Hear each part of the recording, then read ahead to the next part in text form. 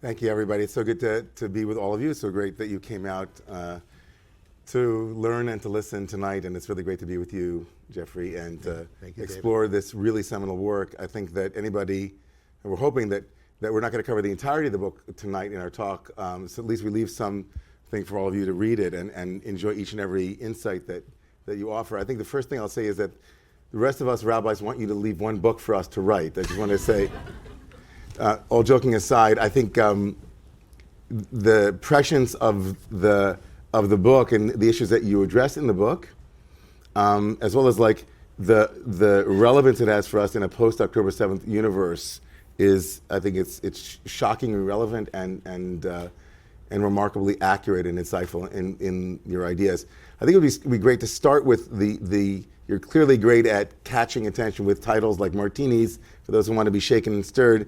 And you did the same thing here for those of us who are used to hearing the phrase Tikkun Olam, the fixing of the world. You kind of pull the rug from underneath our minds with a title that says Tikkun Am. And I wonder if we could start with the title of the book and why you chose that title, and maybe help explain the difference between Tikkun Am and what that is, and Tikkun Olam, which is a more familiar term, and why you chose this. Thank you. First of all, it's a privilege to be here in the presence of all of you and with my colleague and my friend, my teacher, David Ingber.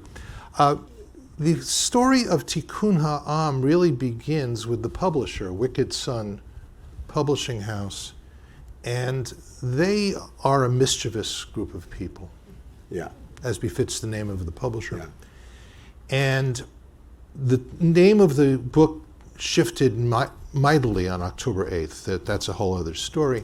But I think there's a deliberate pun and a rhyme here, which is that liberal Judaism has become obsessed with Tikkun Olam, which is a term that comes out of mystical literature, but actually first appears in the Mishnah, the classic code of rabbinic law. And I think what I was trying to say is that we need to now focus more on the repair of our people and building the infrastructure and the emotional valences of the Jewish people. Of course, for me, it's never one or the other. I also believe in tikkun atzmi, that we also have to repair our inner lives as well. But it's clear that my focus in the book is not a denigration of social justice, but merely saying that I think that one of the things October 7th did was it really caused us to do a Control-Alt-Delete on the hard drive of American Jewish life, and to say that we need to focus more on the healing of our own people. So just to frame that, so Tikkun Olam, which you said it first appears in the Mishnah in the 2nd century, is used there to talk about Tikkun Olam. There meant like social repair, like to fix the roads, was like infrastructure. Like, Tikkun Olam meant infrastructure investment. Right? It's ironic. It's ironic and painful that the first use of Tikkun Olam really is found in a legal conversation about why we don't redeem hostages for more than a certain amount of money, because it will just push the price up more. And that's mipnei Tikkun Ha'olam, for the repair of the world. When I re-encountered that text, it took my breath away. But yes. Yeah, so the focus on Tikkun Olam, which then became in the pre-October 7th, you also mentioned something just now, which was the Control-Alt-Delete of the American hard drive. So in the pre-October 7th universe, which you say in the book is much like we talk about pre-Shoah or pre-World War II, or we have the pre-modern period and then the postmodern period, you argue in the beginning of the book that the pre-October 7th reality of the Jewish people is very different, and should, henceforward, from like now on, historically we'll read American Jewish history as the pre-October 7th and post. And you're saying that what had fallen into, essentially what was there was an emphasis, a misemphasis, or too much of an emphasis on Tikkun Olam, social justice, or some such thing, and what had fallen into ill repair, is the Tikkun Am. Like, we need to strengthen our Am Hamayut, our sense of being a people, and what that means, right? I think that's probably right, yes. And in that vein, like skipping ahead, later on in the book, you talk about reappropriating. I love this chapter. You talked about going to the Museum of Native American History in the book. And that was very touching to me, because you talked about how going to various museums can often fill you with a sense of pride about various things in America, but that the sense of shame and guilt was very strong for you. and then you talked and that you learned about Judaism as a tribe and the appropriation of that, like being a member of the tribe. How is that connected in the rehabilitation of Am Hamayut, of being a people again? Well, there were a series of things that actually happened on that trip to Washington when we took our teenagers there from Temple Israel in West Palm Beach. We walked the kids through the museum, and afterwards a kid said, "How come we don't have something like this?" I said, "What do you mean?" "Well, how come we don't have like stories and songs?" And I said, "What the hell have I just devoted my career to?" Of course we do. So, but the point is that they were able to get the fact that there are all of these tribes of American Indians, Native Americans, whatever, and each of them has their own narrative, their own form of dress, their cosmology, their worldview. And then I sat with the kids and I said, we have that as well, and we should honor that. So I want to focus on tribe, and I want to get away from tribalistic. I make a very big deal about the fact that I'm now publicly allergic to these antique phrases that we used a generation ago, like shiksa, shagets, goy. I think that's Jewish pornography. It ill suits this people. But when I think of tribe, I think of extended family. I think of how we felt on October 7th, October 8th. I think of how we looked at those, at the victims. I think of my sons. My older son is here today. And I thought of my sons. I said, my God, if they had been in Israel, knowing who they are, they would have been at the rave. Right. And it just really went to my gut. And so I think that what October 7th did for us is it made us feel once again that we are part of a small people but a large family. Right. It's a beautiful phrase you have in the book, a small people but a large family. You have a story that I want to ask you about in a second, but I just want to add that one of the things that, when I was an Orthodox rabbinical student, we had to learn a book called The Body of Faith by Michael Wishegrat. And I hated the book. It was a book that was, I claimed that it was racist. It talked about the Jewish body and the soma of the Jewish people, and I found it to be, on so many levels, I recommend reading it, but it's very dense, whatever it is, but it was all theology. It wasn't kind of his own racial elements. It was just based on theology and on German idealism in particular, and I hated it. And he came to speak at Chovei Torah, where I was, and I remember eviscerating. I thought I was eviscerating. And I remember on October, when we went down to the rally in D.C., I remember being with a throng of people, many of whom in the pre-October 7th world, I would have been like, oh, I don't agree with that. I don't agree with that. I would have been subdividing the Jewish people, this small people, big family, into various categories, divided by belief in liberalism, and I immediately felt safe in my body. I felt like, oh, I'm with family now. It's safe here in my body. And I got a tribal hit, the way that you're talking about a sense of mishpacha, a sense of family, what maybe David Hartman used to call mishpachtology, like Exactly. the idea of mishpachtology. And you have a story in the beginning of the book about a suitcase, a misunderstanding that was really, it's a great story. Do you mind telling that? No, I love telling the story. It blew me away for quite some time. In short, and you'll want to buy the book just for the story, which will soon become a major movie. It's on sale here. So I show up in Israel 2 summers ago, and I drag my suitcase and my briefcase out and my backpack out to the sidewalk, and there's a van going to Jerusalem, and I asked the driver, a man named Avi Yonah, who doesn't speak English, the whole conversation happens in Hebrew, do you have room for me and my stuff? He said, yes, just put it next to me. So I get in, I put it next to him. We get to Jerusalem, and he says to me, Eifo hamizvadah shelcha, where's your suitcase? And I realized that it was still back at Ben Gurion Airport. And I had a meltdown in Hebrew. I can teach you how to do this. This is really simple. Just repeat after me. Lo, lo, lo. Yeah, that's all I got. No. I need lo ma'amin. I can't believe this happened. He called me a bunch of names, most of which I deserve. And then he makes a phone call. And I hear on the loudspeaker a guy say, "Kain, matzati oto." Yes, I found it. And so he got my suitcase, and I reach into my wallet to pull out some shekels. He says, "Mazeh tip? What, you're giving me a tip?" I said, "Ain't tip. There's no tip for this." And then he recites from memory both of the mitzvot, one from Exodus and one from Deuteronomy, about the mitzvah of returning lost objects. And then he says to me, "Anachnu achrayim, we are responsible." And I just felt like, that's it. I've learned all I can. Now, the upshot of the story, which is also in there, is that later that summer, right before Rosh Hashanah, I called him. I still had his phone number. And he remembered me. He even remembered the address I was going to. And I said to him, again in Hebrew, I said, "Aviona, I have sat at the feet of the greatest Jewish teachers of our time, the greatest thinkers of our time. No one taught me more Torah in less time in a smaller space than you did that day." We were both in tears, and then he said, "May I give you a blessing for Rosh Hashanah, and may I give you a blessing for your kehillah, for your community as well." A very, very, very powerful thing. But that really was the story that made me think about this whole idea of us being a counterculture, that, in American life, finders, keepers, losers, weepers, But here this man found my suitcase. And it should have been toast, by the way. I mean, as a suspicious object sitting there at Ben Gurion Airport. It's a favorite chashud. It should have been. Yeah. Okay, and yet. But again, it was him saying, "There's no tip."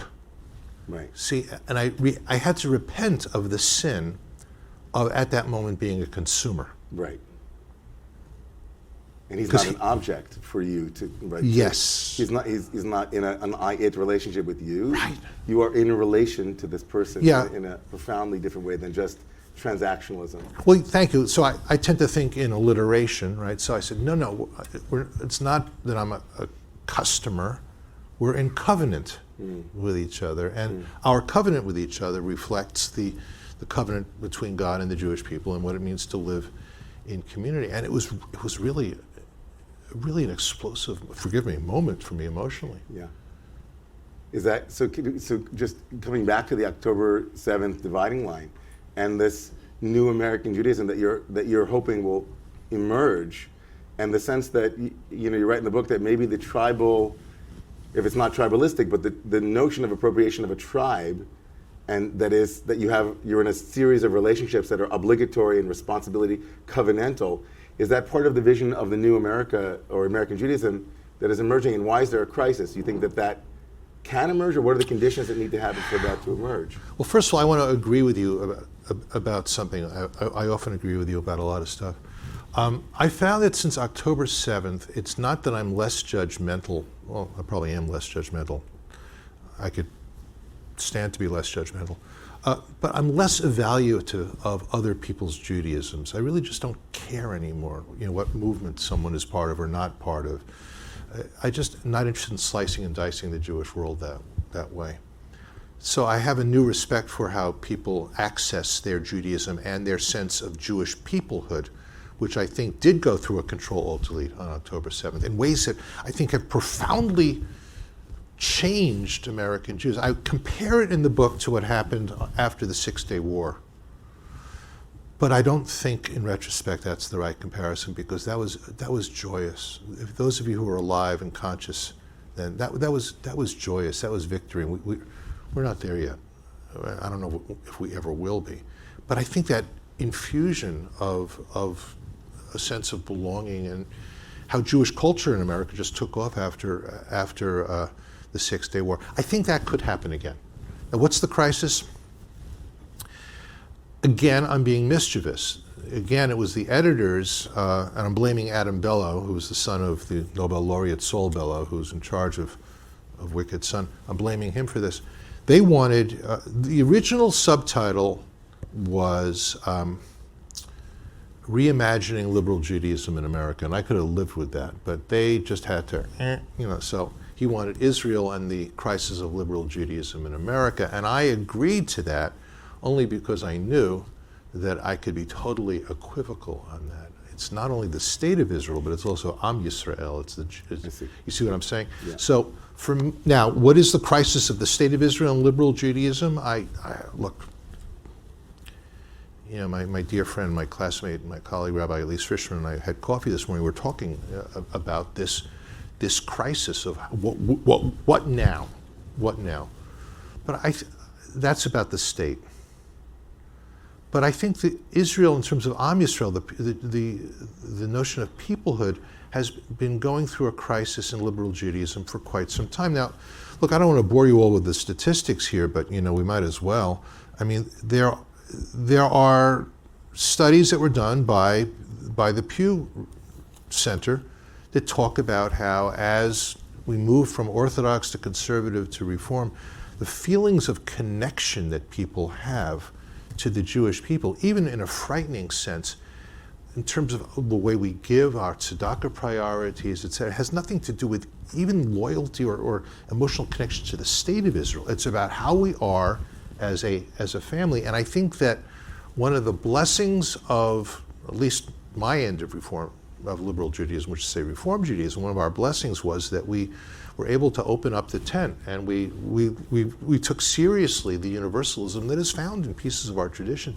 But I think we may have gone overboard. And someone asked me a couple of weeks ago, well, Jeff, what do we do? What do we do now? And I just got very glib at that moment, which I tend to do.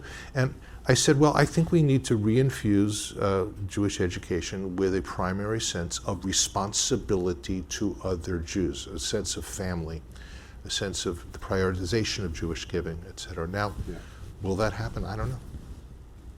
Well, since we're on the topic of Reform Judaism, and as a Reform rabbi, you do have a good deal of attention in the book that's focused on Reform Judaism, not Reformed Judaism, right, which is a good one.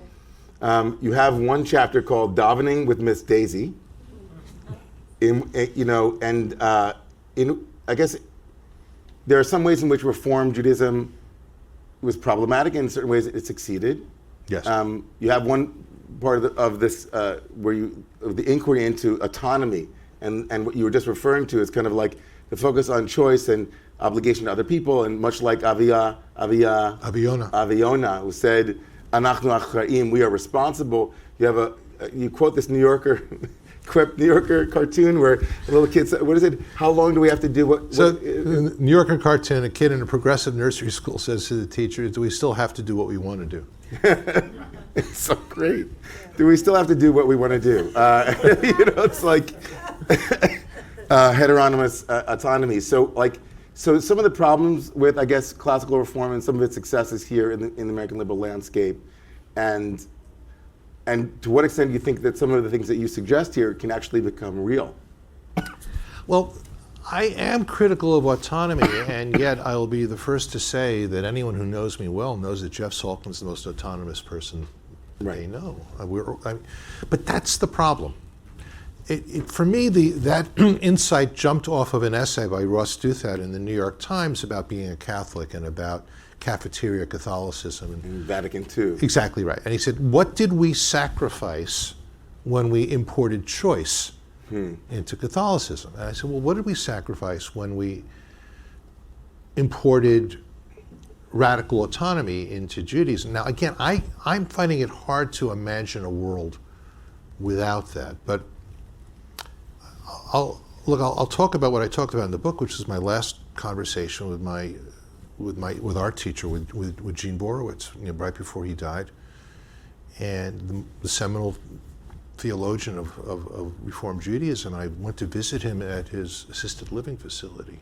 He was already quite frail, and I asked him if he thought that he had overthought autonomy. And he said to me, why? I said, because it turns out that people are autonomous about everything, and they're even autonomous as to whether they want to be part of the Jewish community. And I said, and autonomy is baked into Western culture, and when do we get to challenge that? And he said to me in a very quiet voice, he said, I'm afraid you might be right. So, Reb Zalman, same thing. Reb Zalman, same thing. The founder of the Renewal Movement, my guru, my teacher. He often... they liked each other. They did, right. They did like each other. They really did. They were the same age. Each other. Same age, by the way. And he also lamented towards the end of his career that he had opened things up too broadly and left too much creativity, right? Creativity without form, that too much autonomy or too much of the will to create or to make things relevant without at first learning the basics, right? What you focused on was that Eugene Bart, that he had said that he had assumed a relationship with the tradition that was not, that clearly not, autonomy worked if it cut against a very strong tradition. He also was playing a European game. I think he was channeling Kant, and as the Stones sang, you can't always get what you want. and in a Kantian sense of autonomy, just by the way, you can all fall asleep for 2 seconds here, and I'll tell you what to wake up. Basically, he assumed that people would internalize the tradition to the extent that it would just become what they do. But I think it didn't work that way. So I don't have a real good fix on that. I do have a chapter in here on 3 possible directions that Reform Judaism could take, which I thought were interesting and creative. The first one was seeing Judaism as a sacred mess, which is to restore a Talmudic version of Judaism where there's just a lot of debate and a lot of traditions that are thrown out there against the wall, and what we do, it represents a Jewish way of doing stuff before it gets solidified and hardened into halakha in the Middle Ages. That was number one. Number 2 was Franz Rosenzweig, which is that I not only do what I want to do, but I do what I can. And I like that a lot because ability also means there are some things I can accept intellectually and there's other things I cannot accept intellectually. So ability is not only can I do Shabbos, it's can I think about this in a certain way. But my most fun way of looking at it, and I was talking about this with friends last night, was Mizrahi Judaism, the Judaism of the Jews of just, there's no good way of putting it, the Jews of the Arab lands who pay much more attention to the mitzvot that we do, and they are not obsessed with the stuff that we're not supposed to do. And I talk about, I disguise the story. I say it was with a friend, but actually it was with my son's grandfather, Alav Shalom, how we went to a restaurant in Great Neck on a Shabbat. It was a treif restaurant.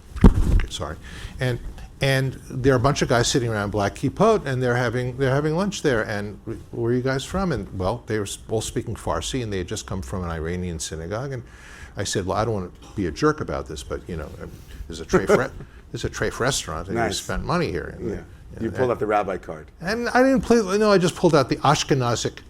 Judgmental, do it. No, I was curious. Yeah. No, I was curious. I wasn't judgmental. And they said, yeah, you're absolutely right.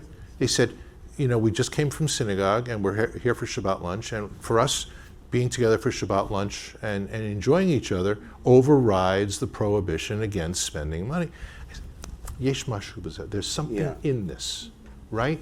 I mean, I get the feeling that many Mizrahi Jews, many Jews of Arab lands probably think that halakha is this thing that was invented by a bunch of old Ashkenazic men to ruin their good time. They didn't read the Rambam, but I'll say I have a similar story that I think that I was in my 20s, and I just left my second yeshiva dropout, and I was waiting tables on the Upper West Side. Twice. Yeah, I liked it, Shiva School Dropout. I was like, there's a whole song to it. I have a thing. Lou Reed. Yeah, and exactly. I took a walk on the rabbinic side. Then I went wild, and I'm actually waiting tables at a place that's across the street from B'nai Jeshua and BJ on the Upper West Side during its heyday. So hundreds of people were pouring out on Friday nights, and they would come into the restaurant that I was working in, and the restaurant had a big pig on the outside. It's called a barbecue someplace, and I would make kiddush on Friday night in my section, And word got back to the BJ rabbis, and they came to find me at a lunch. So who's this waiter that's making kiddush for our, So there's a certain curiosity in your story and openness, but I want to just push back slightly and say maybe in the Mizrahi world they have a deeper sense of that nationhood and people that you speak to, less assimilation in some way, because I don't know, again, broad generalizations here, but when you're really rooted in your Jewish identity, right? you can be a bit playful maybe around with your values. But I want to come back to like the general problem in the pre-October 7th Jewish world, that your editor wanted to call it the crisis of liberal Judaism. I mean, in Bowling alone, right, and Putnam's theory about American individualism and rugged individualism and the kind of the non-communitarianism, most Jews are not going to synagogue in the pre-October 7th universe unless in the aftermath of Tree of Life, where all synagogues were packed. We called that the Pittsburgh blip.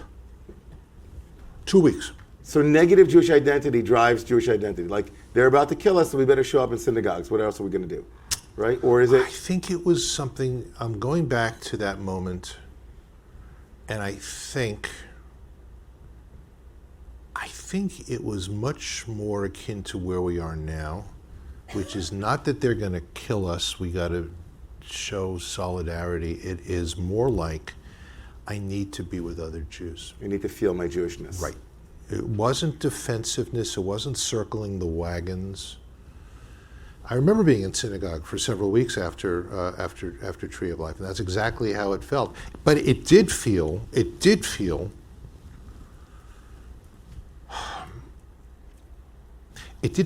dafka. It was like, okay. They're going to kill us in synagogues. We're to go to synagogues. That's it. Yeah, they can't. They don't win. Right. They don't win. I don't know what synagogue attendance has been like since October 7th. I've been several times. I confess the fact that I am retired from the pulpit rabbinate.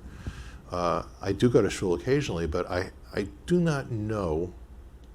The shul that I go to, which is different from the ones I don't go to, is a conservative synagogue in Palm Beach, and their numbers are quite high actually, but I don't think that they're higher than they used to be. I'm not sure that the religious life of Jewry has taken off as a result of that, but I do think. Well, all right, anecdotals. Bullet point. Bad use of term. Colleagues are reporting more people interested in conversion to Judaism. I'm hearing this from people all over the place. Second photograph, if my Facebook feed indicates anything, and my Facebook feed is probably the most accurate sociological portrait of anything, I'm just getting a lot of people 23andMe, and all of a sudden a lot of people coming out and saying, gee, I thought I was 100% Irish. It turns out I'm like 45% Ashkenazi Jewish. So there are all these people now willing, ready, and really desirous of claiming that. That being said, I remember feeling a great deal of sadness, disappointment, and yes, loneliness after October 7th. In a number of people outside the Jewish world, especially colleagues of mine, college friends of mine who didn't have a syllable to say about it, and I felt betrayed there. I talked about the betrayal, and Alice, I want to go to post-October 7th, but I want to ask, so if Judaism is a tribe, but not tribalistic, or could become tribalistic, as we've seen clearly, and those inclinations exist. Sure. And if the place where you learn your tribe's customs, songs, lore, stories, for the most part, if you're in Israel, the tribal is everywhere. The calendar is the Jewish calendar, right? If you just stumble in the street in Israel, you know the name of 20 sages that lived in the 1400s because they're street names, right? Part of the rebirth of Jewish culture is happened in Israel. But if you're in America and you're trying to think of where do you go to learn your tribe's ways, the only thing you're left with, if you're not going to a synagogue or JCC, or maybe a Y, is the embodied Jewishness of your birth on some level. Which, of course, maybe that's why intermarriage became such a major point of focus in the American Jewish experience, was because you're a Jew by birth, and that's your only connection to the tribe, unless you go once a year to hear the tribe's songs on Yom Kippur. How do we inculcate, I guess is the question that people like you and me who really love our tribe stories and believe that they're edifying and that they make life richer and that they're vital resources and they nourish us. How do we speak to this post-October 7th world where people are yearning for tribal affiliation and connection, but maybe the Jewish world is not set up or to expect that from them. I'm asking the question, we know what works. We know that if we invested in Jewish day school education, there's enough money in the Jewish world to send every Jewish kid in the United States to a Jewish day school, right? We have enough resources to invite that. How is that going to happen? I loved your book and I thought it's brilliant, but I'm wondering, without these things, how are people going to know their ways, their tribal ways? Well, that's, I think, one of the great gaps in the book, which is that I do not really offer a fully blown programmatic solution to this. I have said several times in bold print that we are possibly on the verge of an American Jewish Renaissance. And then comes the footnote, the bold print at the bottom of the page, if our institutions manage it correctly. Now, what I know to be true is that synagogues are shrinking. It's hard to know that when you're in Manhattan. Right, right. But they are shrinking. Hmm. The American Judaism of the post-war generation in many suburban areas, I think of Long Island, where I was born, where I grew up, where I served as a rabbi for most of my career, those synagogues are invariably all shrinking and merging, etc. I actually have a great deal of faith in the next generation of Jews. I think that my kids' generation and my grandkids' generation are going to have remarkable resources of creativity, unshackled by the stuff they would not have inherited, and will create a Judaism, I think, that's going to be messier. Let's put messy back in the messianic. Right. It's going to be messier, but I think it could be richer and deeper. But I'll say this as well, because I talk about this in the book. While it is true that in Israel you just have to breathe the air in order to get your Judaism, right? And we all have stories like that. You're right. I mean, just looking at a street sign takes you into a world of the Jewish imagination. In America, still, to be Jewish is countercultural. This is a major piece of my life, and here, paradoxically, I tour the country with my friend Imam Abdullah Entepli, who is the imam at Duke University. He's now vice president, and we've appeared in several different contexts. And yes, after October 7th, that was interesting. Okay. That was really interesting. And he's a brave man. He's really one of my heroes. He and Yossi Klein Halevi direct the Muslim Leadership Initiative. And he's taken... Out of the Hartman Institute. And the Hartman Institute. Right.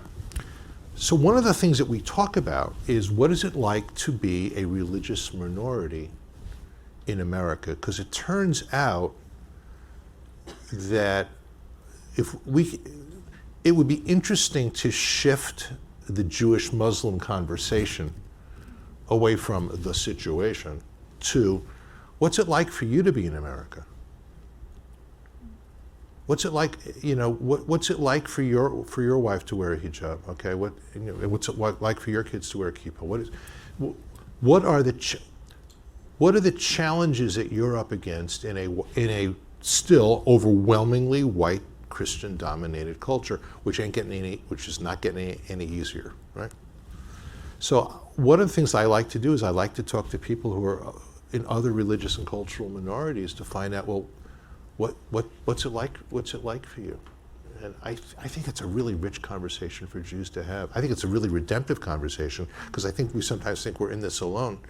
And my colleague at Religion News Service, Khyati Joshi, who is a Hindu woman, wrote a book on white Christian privilege, and she really basically says that the default switch in America is still, white Christian privilege, and I think we need to talk about that.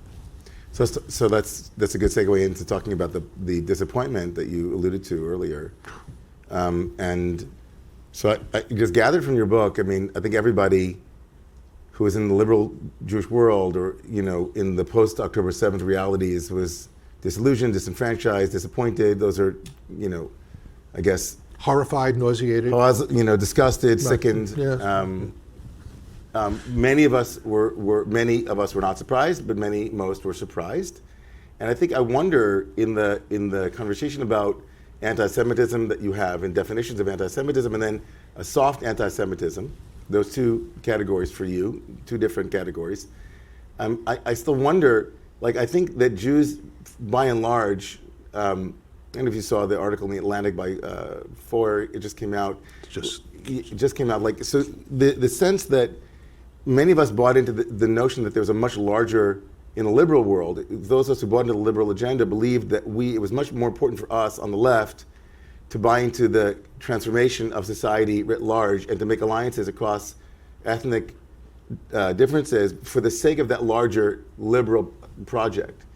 And many of us found that the very same people that we had locked arms with and walked with, people whom we thought were with us, who would clearly call out what took place on October 7th as not resistance and not a colonized people fighting back against their colonizers, but for what it was, which was barbarism and Jew hatred writ large.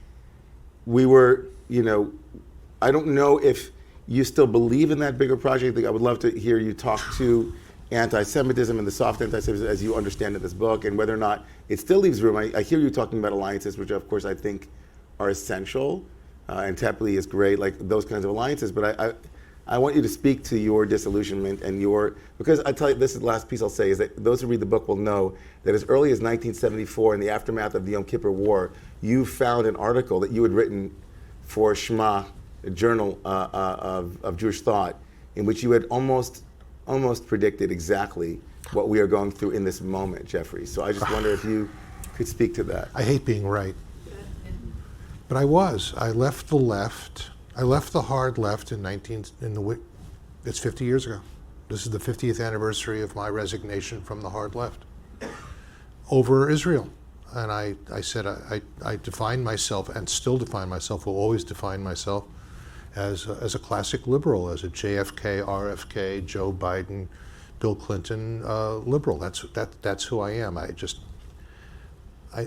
can't move. I feel in some ways that the left has left us. That, number one. Number two, there's a historical reality, and the only people who are surprised by this are people who don't know history. This is exactly what the communists did. This is exactly what happened in Russia after the revolution. This is exactly what happened in Ukraine. This is the textbook. This is the textbook. Mr. Slipak is here. His father, Vladimir Slipak, one of the great moral heroes of world Jewry. You know what we're talking about. Okay, this is what they do.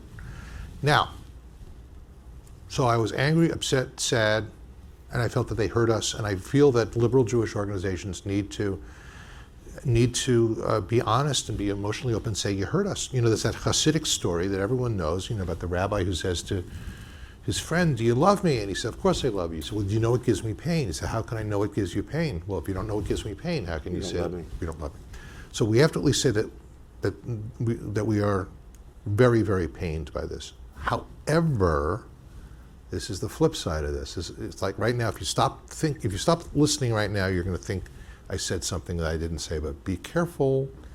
It would be really tempting for American Jews to take their football and go home and say, that's it, we're not being involved with this stuff ever again.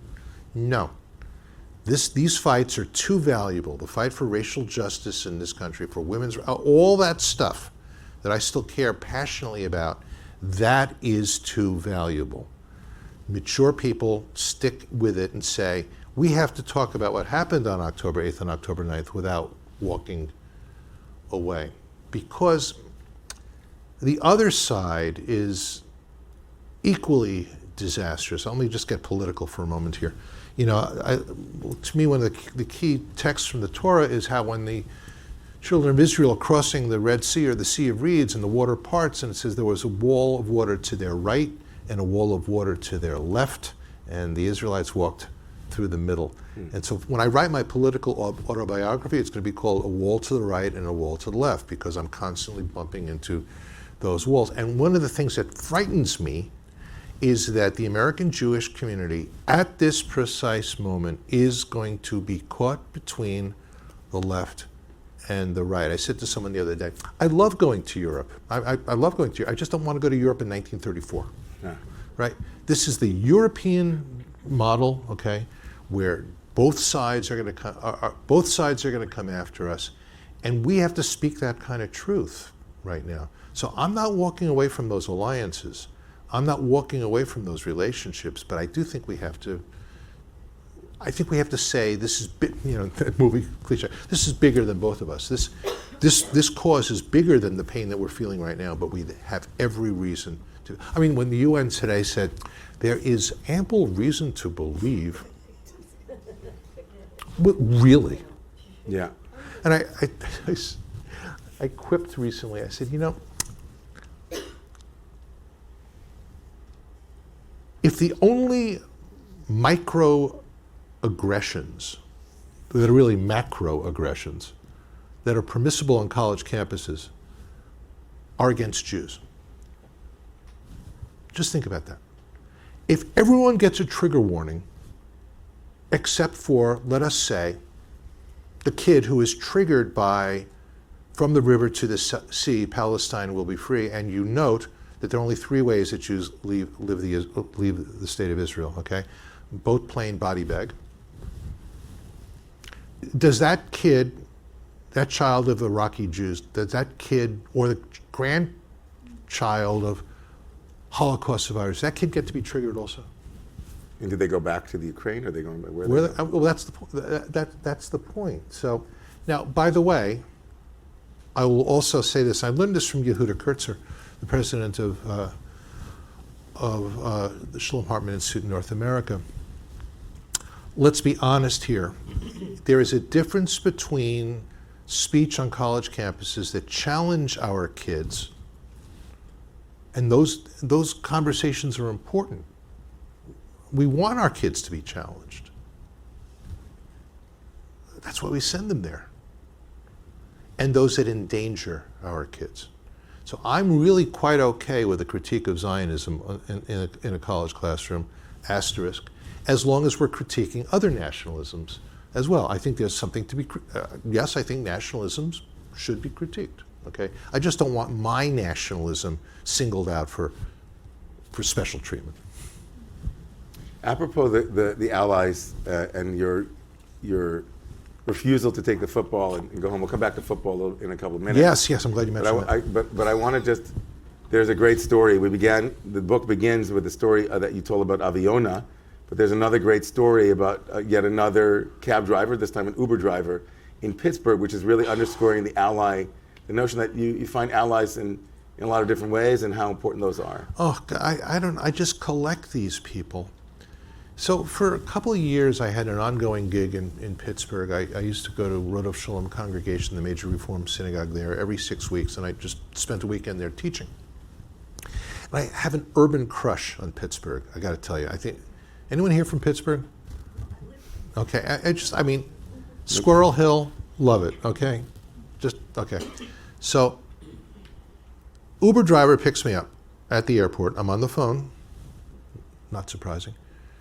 And I hang up, and big guy, Chet, big bulking guy. He says, "Did I hear you say you're a rabbi?" This story's in the book also. I said, "Yes." He said,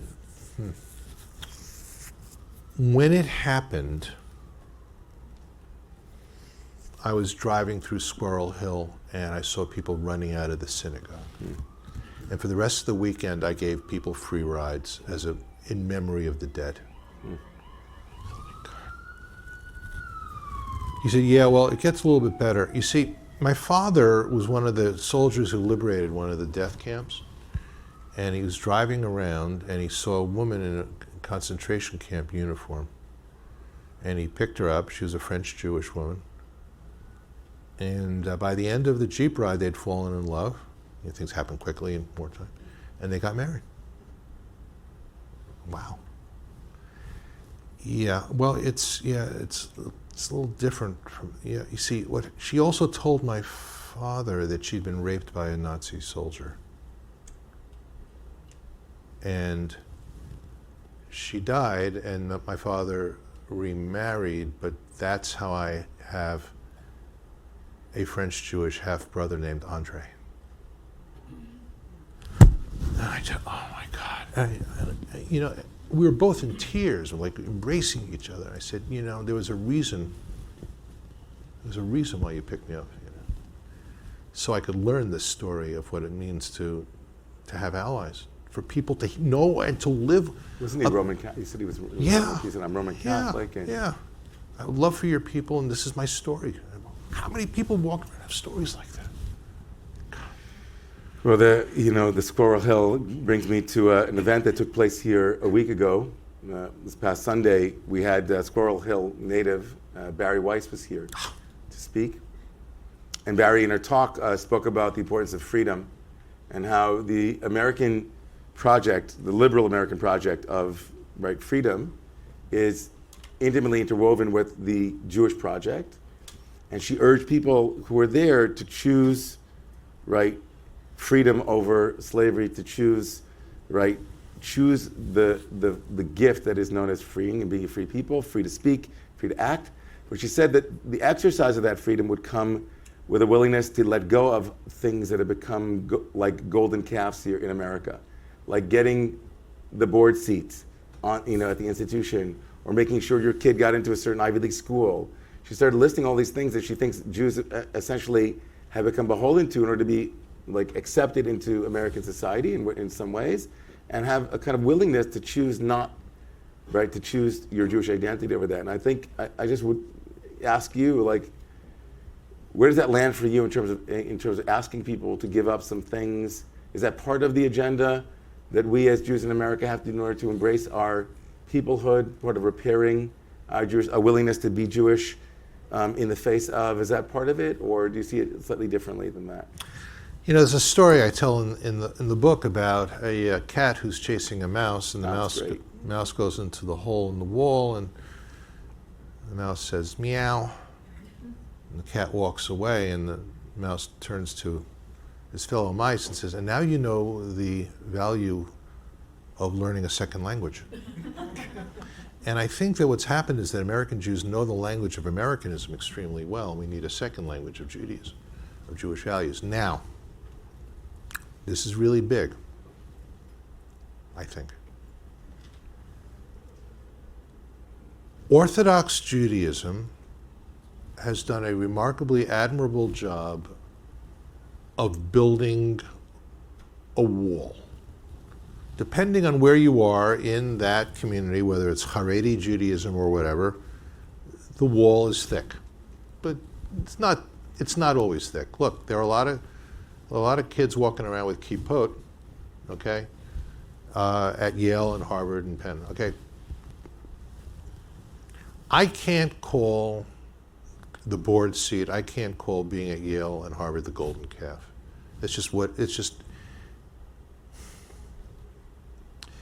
In the Talmud, as you know, there's this wonderful concept of the tinok shenishba, the infant who's been captured and has been raised in a certain way, and the child is guiltless in this. Well, that's us, okay? We bought into America a long time ago. In the words of that old Saturday Night Live skit, America had been very, very good to us. Been very good to us. But I also remember that when Philip Roth wrote Goodbye Columbus, it wasn't originally Goodbye Columbus. It was a Chlufzus Columbus, a curse on Columbus. It was a Yiddish. He was feeling in 1957, 58 that already America was choking us. That's not my worry. No, my principal worry is this. People said to me, Jeff, Jews have been assimilating since Egypt, since the golden calf. And I think that where Barry got it right is that the golden calf represents the vulgarity of a society. And normally, when Jews assimilated, I'm talking about Maimonides, Germany, the people that gave birth to the Reform movement, they assimilated the highest parts of the culture.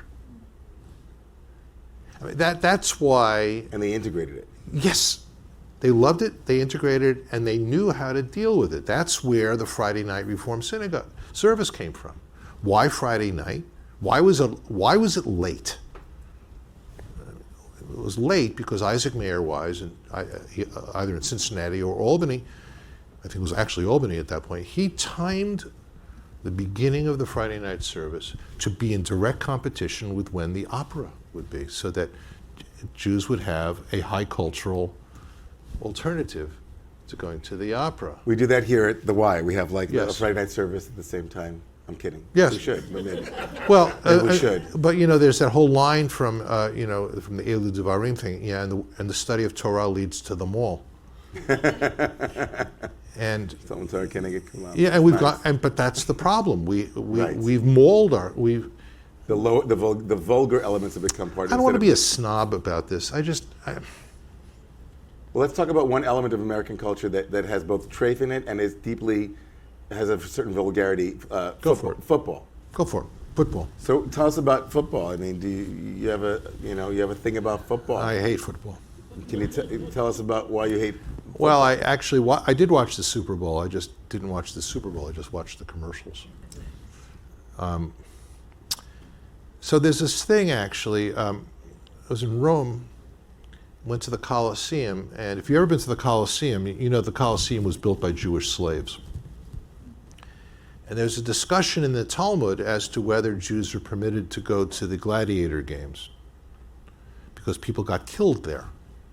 And animals got, remember Gladiator, and it was really a critique of culture, where Russell Crowe says, to the crowd, "Are you not entertained?" And so the standard opinion in the Talmud was that Jews should not go to the gladiator games because people could get hurt. But I like the turnaround in that story, in that text, which says that there was another rabbi who said, no, they actually have to go. Because if you're there, and the emperor is in the crowd, because that's what the emperor did. Okay, the emperor didn't have much to do, but he did go to the gladiator games. And the gladiator is like gravely wounded and bleeding. And everyone's saying, let him die, let him die, let him die. You could scream, let him live. And it might be that your voice will be the voice that influences the emperor to turn his thumbs down to a thumb up. And so for me, that story it's not only about football. It's not only about the gladiator games. It's actually about what's the Jewish role in culture today. Now, again, it's real easy to separate yourself out and become Amish about the whole thing, though even the Amish have cracks in their Walls. wall, significant cracks. It's easy to do that. No, the more interesting thing is, how do I stay in the game and make sure that my voice gets heard in the culture so that I have influence on the culture and don't walk away? In other words, how do I not get sucked in, and how do I not walk away? So I want my challah and eat it too, and I think you can have that. Well, I think that's the vision that you lay out in your book. I think this is it's a creed accord. Clearly, it comes from your heart in the deepest way, and also someone who's really not sure what our time is. We're about at time, and do we have time for questions or not really? Not really. Okay. I'm sure none of you have any questions because it was all so clear. But if you do have questions, we're hoping that you'll assuage that, you'll scratch that itch with the book. I can say it was both an easy read, but also it was illuminating. There were things that I certainly not thought about and said in a way that was completely different. I think in that way you were also countercultural in the way that you think about things. Thank you. I love the book, and I think that your prescience back in 1974. You said it's unfortunate, you hate to be right about things like that, and I'm hoping that you're also right though in helping to give a makkah to the refuah, a refuah to the makkah, to give some medicine for what ails us. Well, I'm going to end with the following. Yeah, So tell first us. of all, I want to tell everyone, Amy Blumkin is here. She handles marketing for Wisdom Without Walls, an online salon for Jewish ideas. And we sponsor conversations with significant Jewish thinkers about once or twice a month. Next Sunday at 3 p.m. we have a big conversation with Rabbi Yitz Greenberg, which is going to knock your socks off about where was God on October 7th. So wisdomwithoutwalls.org. Okay, but I started a new hobby recently, which is writing parables. And I wrote a parable about two caterpillars on a sidewalk who are talking about what happens when it's over. And one caterpillar says, well, someone comes and steps on us, and that's it, we're done. At that moment, a butterfly flies by. Huh. It says, you guys got it wrong. I was once like you, and look at me now. I'm gorgeous. Look at my wings. Look at the colors. I get to see the world. I don't live that long, but I'm gorgeous. He said, well, okay, so what's the deal? What happens? Well, so what happens is, like, you go to sleep and you descend into goo, and then you emerge and you're beautiful. And they say, this is great. We can't wait. And he said, yes, but I must remind you, there will be goo. There will be goo. We are in a transformative moment right now, but we're descending into the goo. We might come out as butterflies, but there will be goo.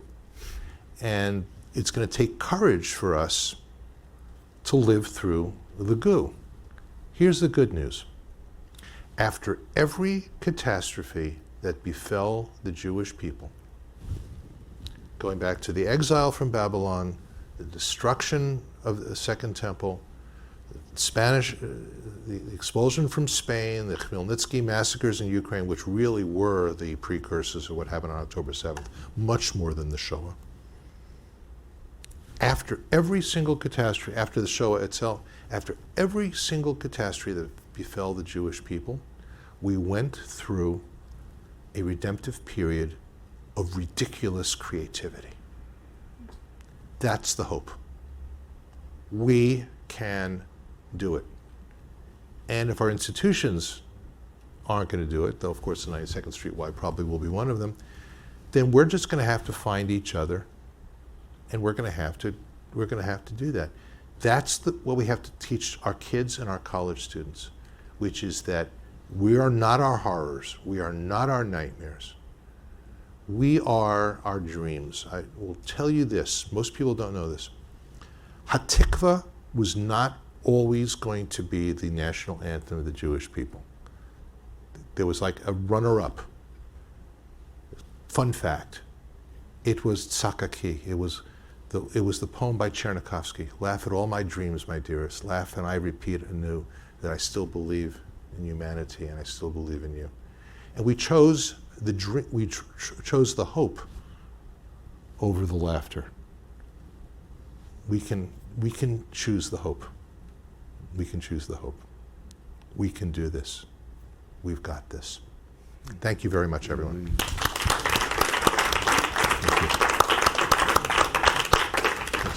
Thank you, man. That was beautiful. If you're interested in purchasing a book, you can purchase it over here. Rabbi Salkin will be sitting over at that table to sign books. And thank you so much for coming. Thank you.